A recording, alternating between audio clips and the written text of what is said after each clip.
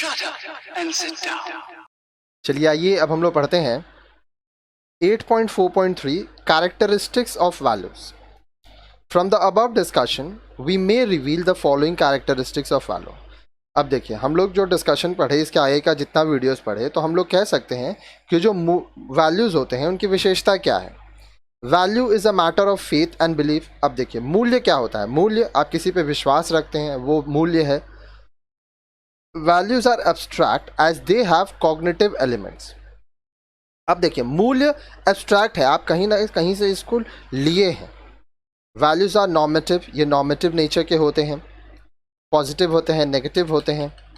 Values are general ideas that people share. अब देखिए लोग जो मूल्य होते हैं उनको आपस में बांटते हैं. ठीक है, आप एक परिवार में रहते हैं, एक समुदाय में रहते हैं, तो उनका मूल्य एक जैसा होता है, वैल्यूज़ एक जैसा होता है.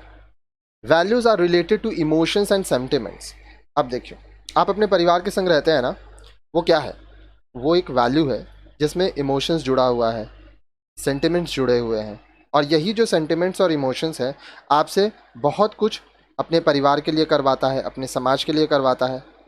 Values are the basis for the choices of things. अब आप जो चीज़ों को चुनते हैं वह आपके मूल्य पर आधारित है. अब इसको इस तरह से समझिए, बहुत लोग होते हैं जो कि सेना ज्वाइन करते हैं. ठीक है, क्यों? क्योंकि इमोशंस है उनके अंदर, सेंटिमेंट से वो जुड़े हुए हैं, वो देश के प्रति उनका सेंटिमेंट्स रहता है.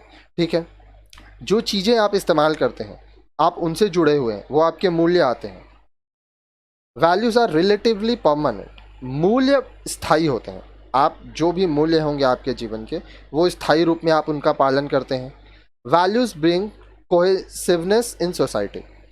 अब समाज में जो मूल्य हैं, जो लोग मानते हैं, व्यवहार करते हैं, एक दूसरे से संपर्क में रहते हैं, एक दूसरे के साथ खड़े होते हैं, इस वैल्यूज़ की वजह से लोग में एकता बनी रहती है. Values are motivated by public welfare. अब देखिए जन कल्याण, लोगों के भलाई के लिए काम किया जाता है, तो इससे जो मूल्य हैं उनको प्रेरणा मिलता है.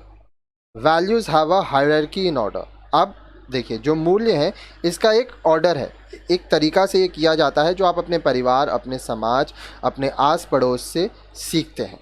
ठीक है, अब वैल्यूज़ के बारे में तो काफ़ी कुछ पढ़े, लेकिन जहाँ पे अच्छी चीज़ें होंगी वहाँ पे कुछ समस्याएं भी होंगी.